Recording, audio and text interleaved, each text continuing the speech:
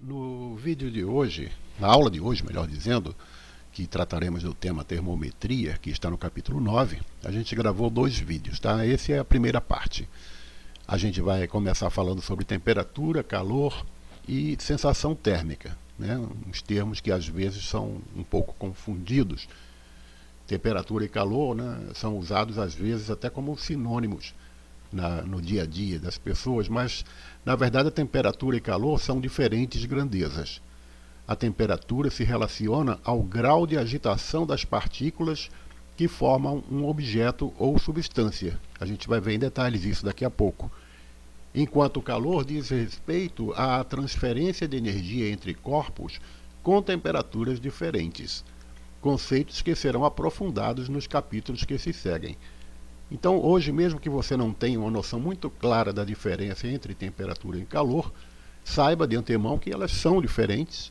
A gente vai estudar mais a temperatura hoje e a seguir, né, no decorrer do próximo capítulo, nos próximos vídeos, a gente vai aprofundar o conceito de calor. Agora, o que chamamos de sentir calor se refere, na realidade, à sensação térmica, ou seja, a maneira como um corpo humano percebe a temperatura do ambiente de acordo com a sensibilidade individual. Vocês devem lembrar, né, na sala de aula, né, é muito comum a gente estar dando aula e algum aluno dizer: professor, está muito frio, está muito calor, dá para desligar o ar-condicionado, dá para abrir a janela, essas coisas, né? Então vamos ver direitinho qual é a diferença entre temperatura e calor. As sensações térmicas de frio, quente, morno, gelado não são precisas. Não é possível medir a temperatura de um corpo somente ao tocá-lo. Além da temperatura das nossas mãos, que podem influenciar a sensação térmica, o material de que o objeto é feito também pode comprometer a nossa percepção de sua temperatura. Por exemplo, se tocarmos 2 objetos que estão na mesma temperatura, mas são formados por materiais diferentes, um de metal e outro de madeira, teremos a sensação de que a peça metálica é mais fria, pois nossas mãos trocam calor mais rapidamente com o metal do que com a madeira. A gente vai ver que cada material ela tem suas características térmicas, coeficientes, a gente vai entender isso direitinho, né? Mas você deve lembrar, por exemplo, uma porta de madeira com uma maçaneta metálica, rigorosamente elas estão à mesma temperatura, mas quando você toca na maçaneta, você pensa, né, que ela está mais fria do que a porta. Né? Então, por que isso acontece? Isso se baseia numa sensação térmica, uma sensação subjetiva. Né? Tem muitos fatores que influenciam nesta sensação. Por exemplo, é influenciada pela temperatura do nosso corpo, a umidade do ar, a temperatura do ambiente e pelo próprio material de que é feito o objeto. A temperatura, né, gente sabe, né, vocês veem aí nas aulas de ciência, desde os anos anteriores, que a matéria é composta de pequenas partículas, organizadas de acordo com o estado físico do material, né? Se ele é sólido, líquido, gasoso, essas coisas. Então, nos estados sólido e líquido, essas partículas estão mais próximas umas das outras, como a gente vê aqui nessa figura, né? E já no estado gasoso, elas se apresentam mais distantes. Agora, em qualquer um desses estados, cada uma dessas partículas, elas vibram. Né? Elas têm um movimento assim, que a gente chama de agitação. Né? Então é isso que vai influenciar a temperatura. Tá? Você tem o exemplo aqui da água, né? A mesma substância, a água, ela pode se apresentar como sólida, as partículas estão muito próximas. No estado líquido, elas estão assim um pouco mais afastadas, se movimentam mais facilmente. E no estado gasoso, elas estão bastante afastadas, né? Quando elas viram vapor. A temperatura, né, como a gente viu, tem a ver com o grau de agitação dessas partículas. Então está aqui esse desenho mostrando, né, quando uma substância está, digamos assim, quente, as partículas estão muito agitadas, elas vibram muito rapidamente, né, se afastando assim uma das outras. E já quando está frio, né, elas vibram menos e ficam mais próximas umas das outras.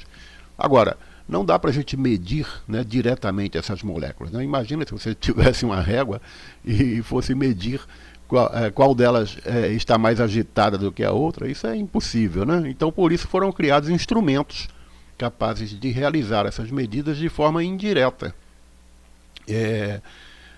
Na verdade, qualquer substância, né, ela tem uma propriedade que a gente vai ver também no segundo vídeo, melhor dizendo, né, que é de dilatar, né, dilatação, a gente chama de dilatação térmica. No caso do mercúrio, essa dilatação é muito evidente, né, ele sente muito facilmente, né, as mudanças de temperatura e ele se expande, né, a gente diz assim que ele sofre uma dilatação, né? Então é essa dilatação que nos ajuda a perceber a temperatura de um ambiente ou de algum objeto, né? Quando o mercúrio começa a subir, digamos assim, né? E a gente vai então olhar as escalas numéricas que ficam anotadas ao lado dessa coluna de mercúrio. Tá? Então essa determinação é feita pelos termômetros. E as escalas, né, esses númerozinhos que ficam aqui, referentes aos métodos de análise das medidas, são chamados de escalas termométricas. Termômetros e as escalas termométricas. Os termômetros são graduados, né, por escalas determinadas de acordo com as especificações do seu criador, né, de quem inventou aquele termômetro. As mais utilizadas e mais conhecidas são as escalas Fahrenheit, Celsius e Kelvin, né, referentes a esses três caras aqui que foram físicos aí do passado, que estudaram muito assim a termologia e termometria, né.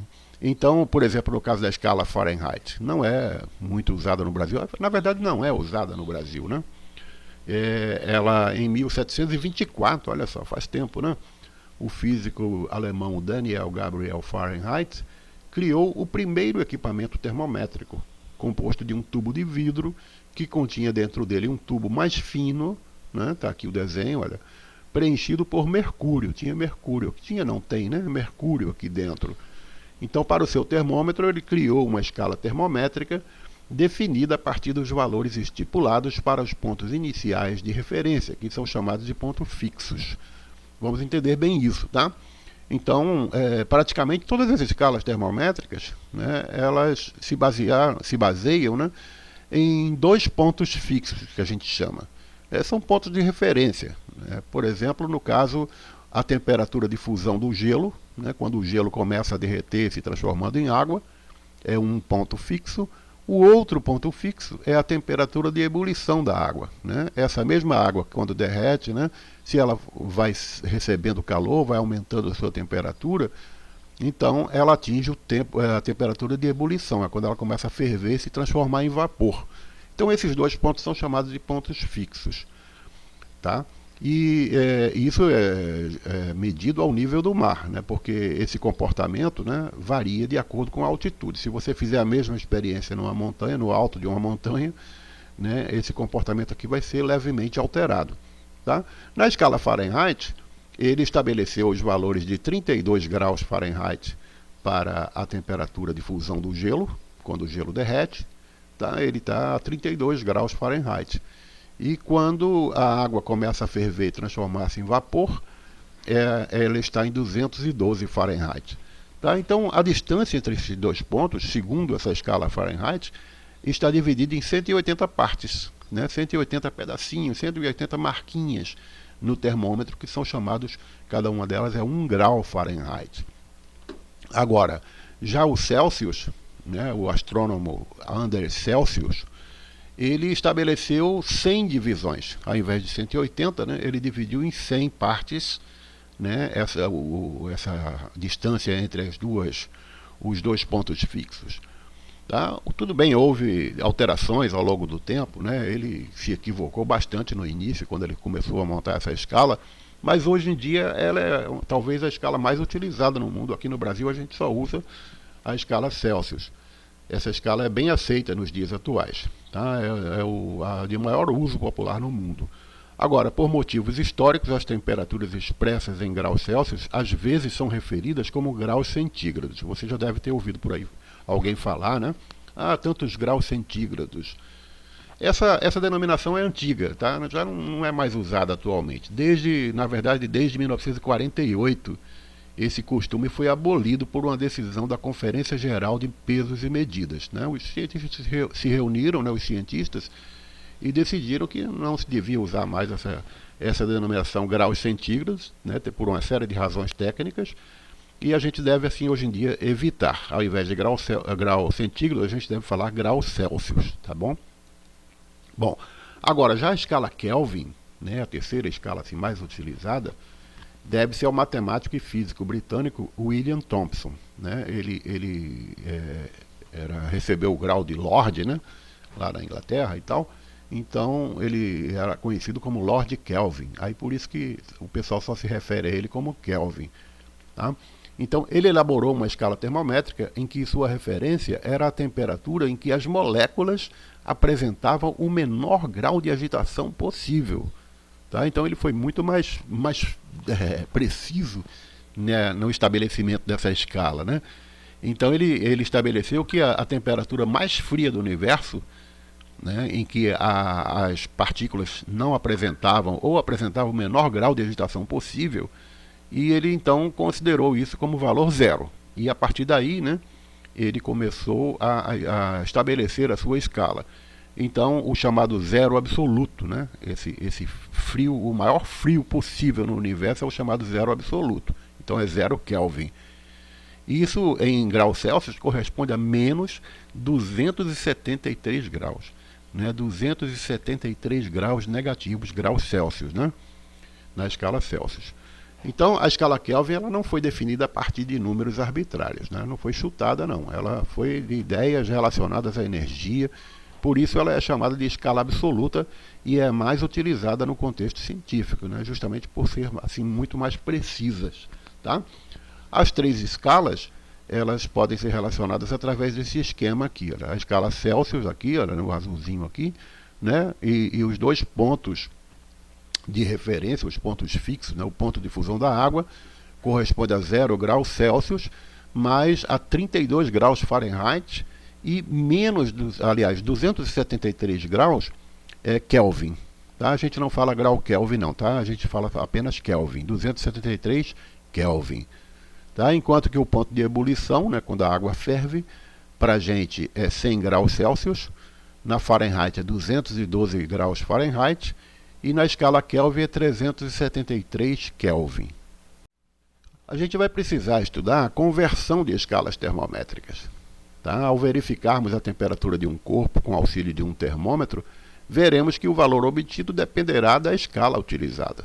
Né? Então, por exemplo, se a temperatura do corpo pela escala Celsius é de 23 graus, quando fala corpo aqui não é o corpo humano não, tá? É um corpo físico qualquer. Então vamos supor que esteja a 23 graus Celsius.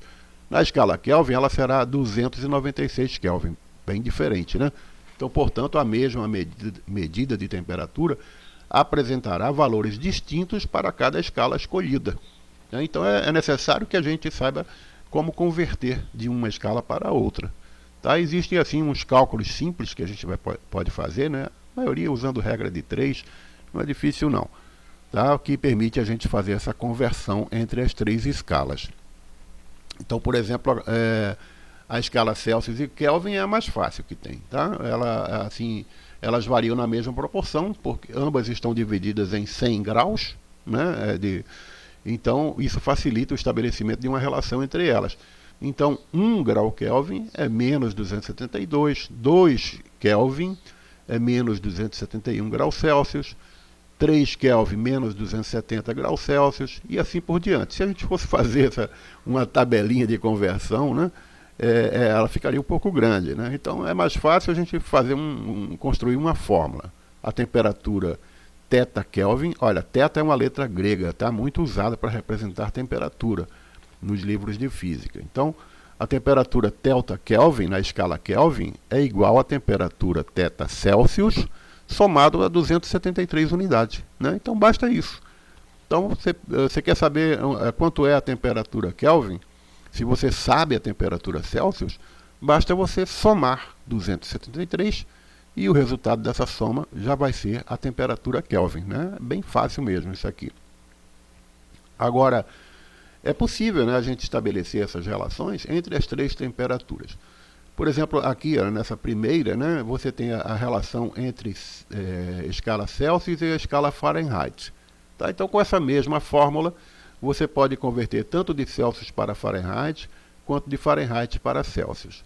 Já com essa aqui, como essa que a gente acabou de ver, né, a temperatura em Kelvin e aqui a temperatura em graus Celsius, tá? Então não tá, aqui a Fahrenheit não entra. Essa formulazinha relaciona apenas Kelvin e Celsius.